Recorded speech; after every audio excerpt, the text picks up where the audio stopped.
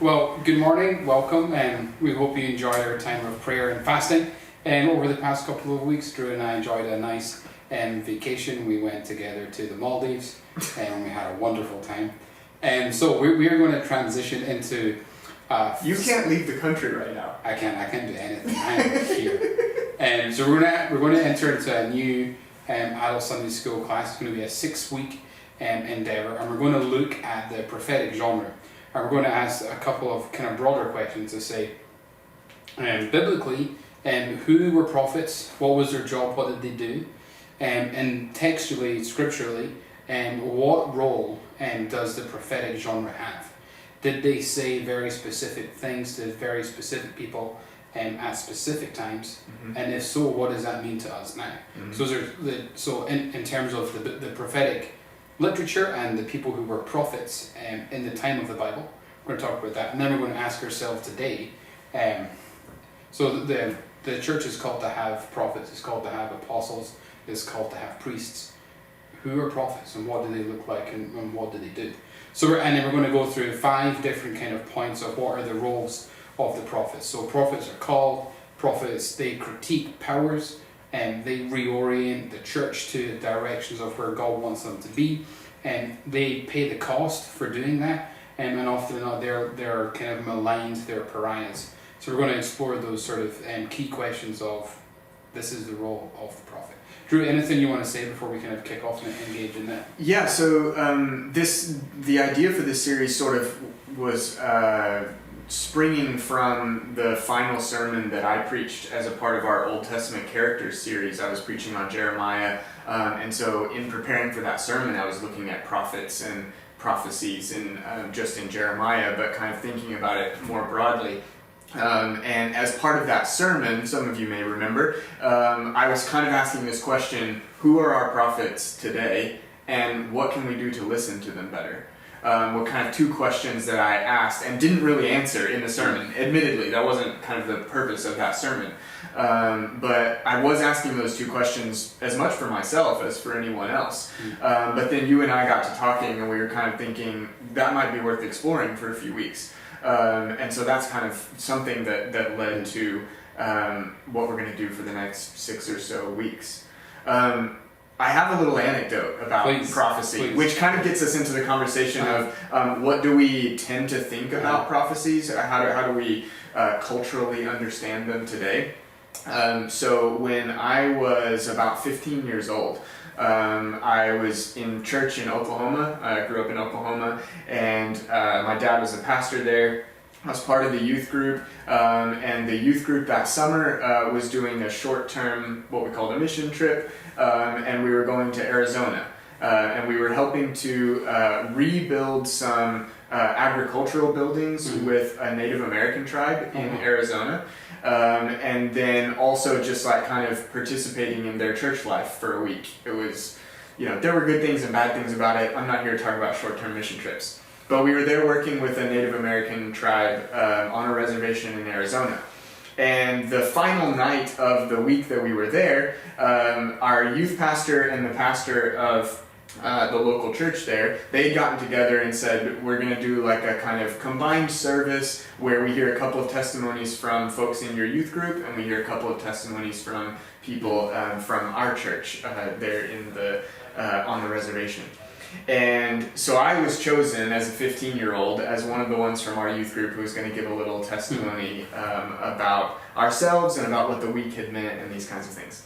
So I get up there, and I'm sure I floundered through whatever 15-year-old Drew would say in that context. I don't remember what I said at all, but I think I talked a little bit about like how I grew up, how I came to faith, and kind of what my faith journey had been like in my teenage years. Then after the service, the pastor of the Native American church there on the reservation, he came up to me and just like one-on-one was standing there with me, and he said, listen, I heard your testimony and I thank you for it, and I want you to know that you are going to be a pastor in the footsteps of your father. And at the age of 15, you couldn't possibly have told me a worse prophecy than you're going to be a pastor and b in the footsteps of your father. I mean, there are not very many 15-year-olds. I'm going to be point guard for the Thunder. Yeah, what's up? Exactly. So yeah, I mean, I was going to play basketball. I was going to be a doctor. There were several things I was going to do, and none of them had anything to do with the footsteps of my father. At least at 15, that's definitely what I thought. But this pastor was like speaking a prophetic word, a word of prophecy or something. Did he introduce it as that, or did he? He didn't call it that, but I definitely heard it as that because he just made that sort of declarative statement over me, and from only hearing what amounted to 5 minutes of my story, and then over the next 15 plus years. What has been borne out in my life is I am a pastor, and in a variety of ways I see myself as walking in the footsteps of my father and also diverging from his path in significant ways. But I do look back on that and kind of recall it sometimes as, was that a word of prophecy? Was it not? I'm not sure, but it was significant, and it certainly is significant as I kind of look back on it. Yeah, but we often think of prophecy as future telling, right? We think of prophecy, if I said like this is a prophecy, you would think crystal ball sort of, let's see what the future is going to be like. That's how we often think of prophecies. The reality is that in the biblical material, of all the prophetic books, even what we think of as prophetic books, which we can talk in a moment about how that's different, but what we think of as prophetic books, 3% of prophecy in the Old Testament is future-oriented. 97% of it is present-oriented to the prophet's life and the audience that the prophet is speaking to at that time. 3% is future-oriented. Less than 1% is messianic.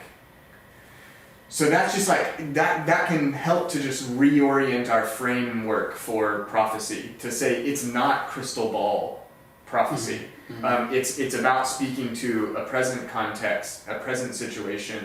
It's about present change. The prophet's message is often, you guys need to change things now. Like, forget what's coming or what might be coming.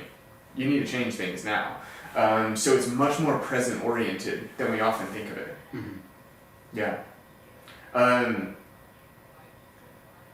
always get like deer in the headlights looks from my students when I give that 3% thing, because of the way we, especially students, often think about prophecy as like predicting Jesus or predicting something. But the other thing that we often talk with students about is in the Old Testament, the office of prophet and what counts as a prophetic book is much broader than we think of in our English Bibles. Yes. So when we look at our English Bibles, we think prophets are Jeremiah and Isaiah and Ezekiel, and then a bunch of small names that we might have memorized. Yeah. And then a bunch of smaller prophets that we might have memorized or might not have memorized.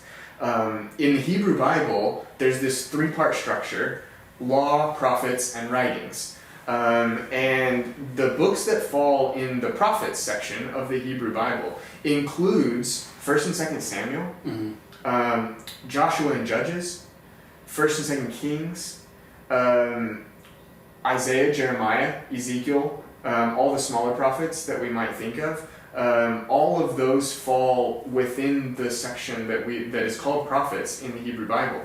And several other people who actually fall outside of those books get mentioned in those books as prophets. So Moses gets called a prophet. And so this, again, is helpful in reorienting our framework for who's a prophet and what is the prophetic office.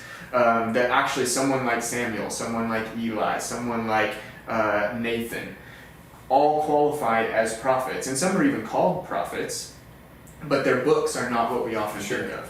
And there are even times when there are prophets from out with the Jewish tradition. Yes. And so can you talk a little bit about what's the difference or what's sort of the line between prophetic moments or sort of, and being a prophet? Being a prophet is this sort of like lifelong calling for some. Obviously you had the biblical prophets, and then even in today's age, is there some prophets sitting in our pew just like waiting for a moment to speak? Or can you be prophetic into sort of the racial equity space? Can you be prophetic towards the environment? Can you be prophetic to like whatever the situation is? Can you speak a little bit to that? Yeah. I think so. In the story of the Bible, what we most often see are people who fulfill an office of prophet, like they are a prophet, and the things that they do then are prophetic. And normally they come from sort of obscurity. Yeah. As a shepherd in the northern hills of Israel. Yeah, that's right. And they have this sort of 2-year period where they do the work, and then they fade off into obscurity again. Yeah, so we have that kind of example in the biblical material, and then the other kind of example we have are prophets who were actually like hired by kings. So authorities would have prophets on the payroll to sort of tell them as like a general counsel sort of, like sort of a sage, a wise person, a prophet, like these different terms would be used for kind of the same office, but some would be like actually employed by the king. And in the biblical material we have some who give good messages to kings, some prophets who give good messages to kings, and some prophets who give bad messages to kings, and they often either lose their head or get thrown out, kind of thing. So we do have both of those kinds of traditions in the prophets, but we most often have someone who is considered a prophet and they do prophetic things, either in a short term or a long term. We have someone like a Jeremiah or an Isaiah who do prophetic things and speak prophetic messages from the Lord for years, even decades. Jeremiah's prophetic ministry crosses over from before the Babylonian exile into after the Babylonian exile. So it's a lot of years that Jeremiah is speaking to the people of Israel in different contexts even. Reorientation is a word that often gets used to talk about how the prophets guide and sort of try to refocus God's people on how they should be living and what they should be doing in their life. So two-part question. Can you talk a little bit about what does reorientation mean when you talk about it? And then often people seek the advice or hope for prophets to have sort of very tangible answers for their life specifically.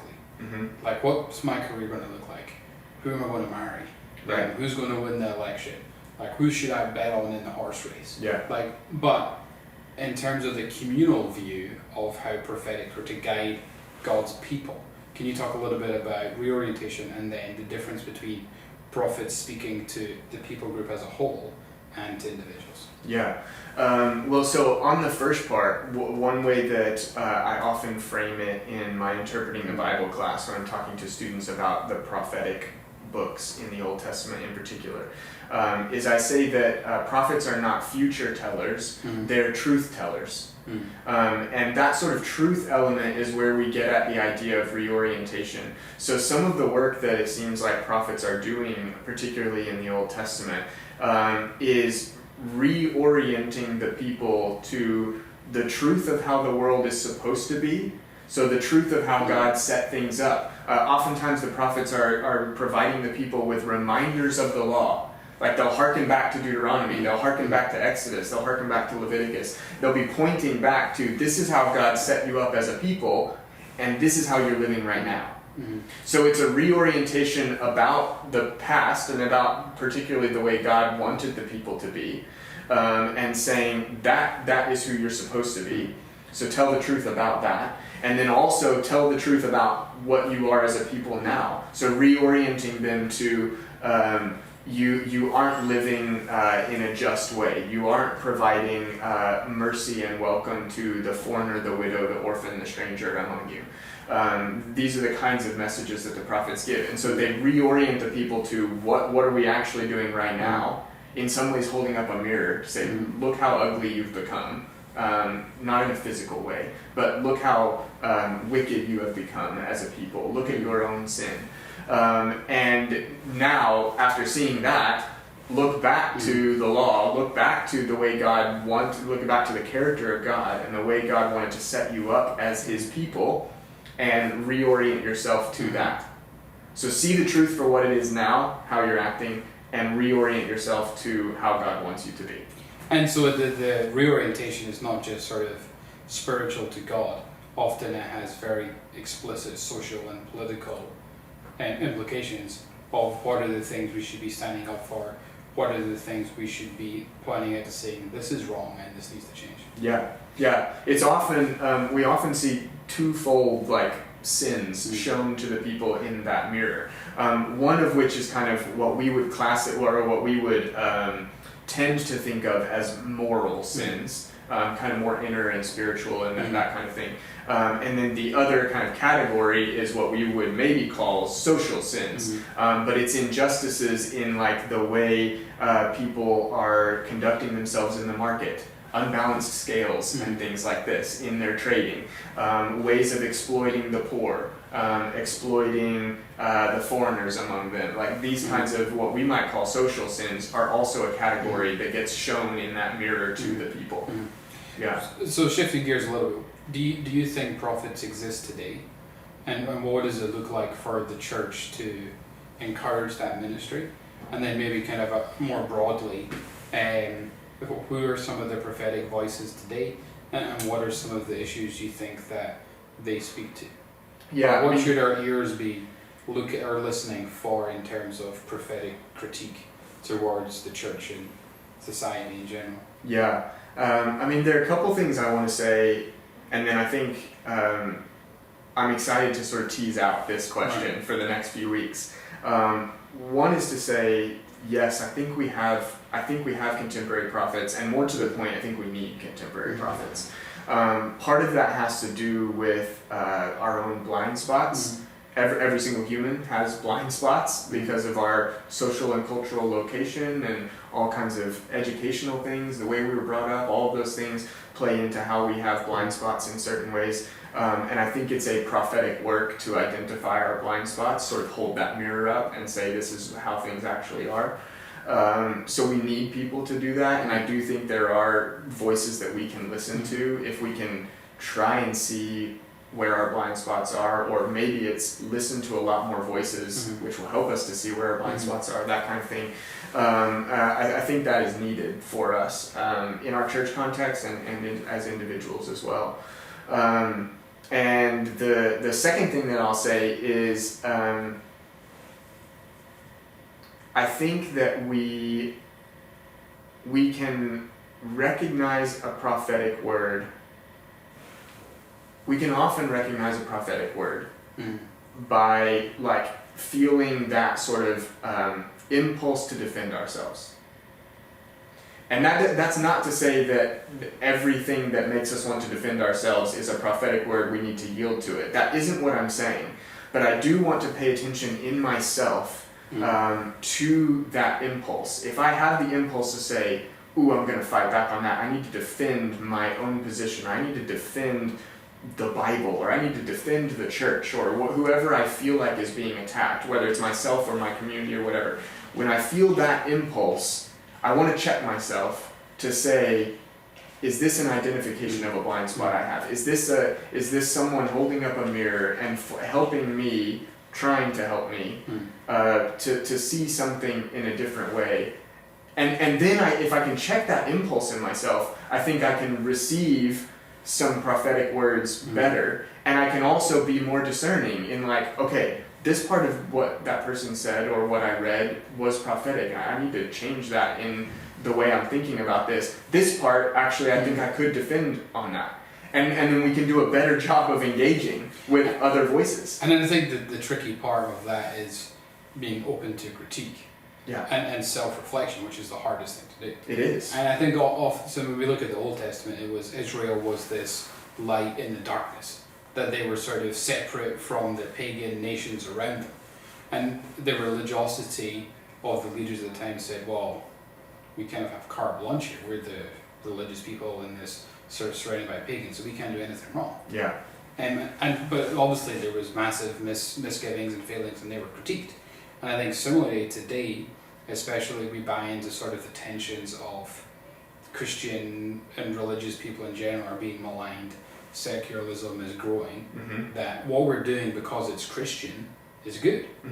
And like we're fighting this battle against like the powers of secularism, like, whatever it is, yeah, right? Sure. But I think that we have to say, like, just because it has this veneer or label of Christian doesn't mean it's good. Sure. That might even make it more dangerous and more worrying and further away from what God wants us to be doing and engaging in this world. So I think that's the hardest part of, we don't necessarily have to protect ourselves. Right. It's like God's not on the line if the church is critiquing itself. Right. God is bigger than the failings of the church. Mm-hmm. And I think we don't have to be afraid of admitting that we've failed.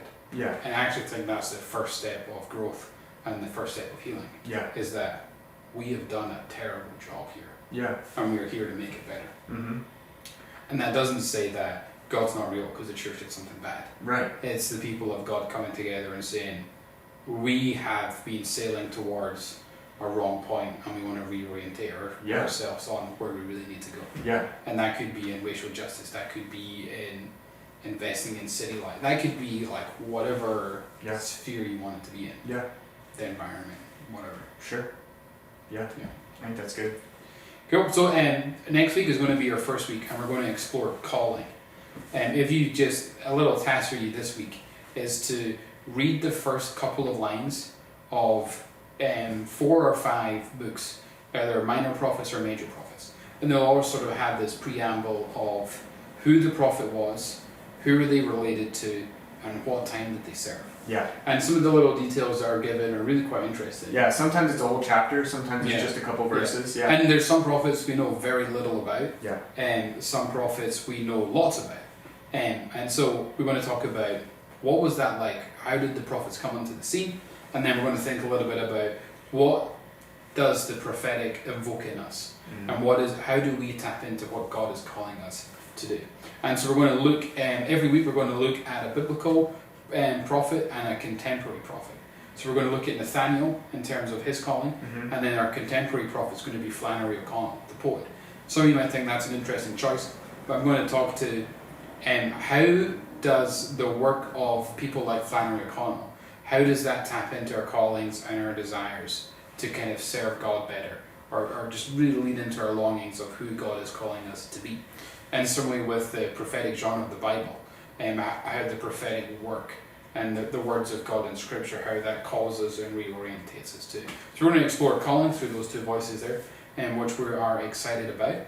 And thank you for tuning in, and if you have any questions or nuances about the prophetic genre that you want Drew and I to explore over the next few weeks, please let us know. But thank you for tuning in, and church is reopening. We're going to have our first service in person, depending the COVID numbers stay where they are, on the 13th. And we are going to keep Sunday school virtual, because I know there's lots of you who are still at home or in different parts of the country. And maybe as we get closer to fall, we might do some stuff in person. But as for now, we're going to keep Sunday school recorded. But we hope you're well. Thank you for tuning in. And we're excited to engage with this new conversation with you. Thanks, everyone.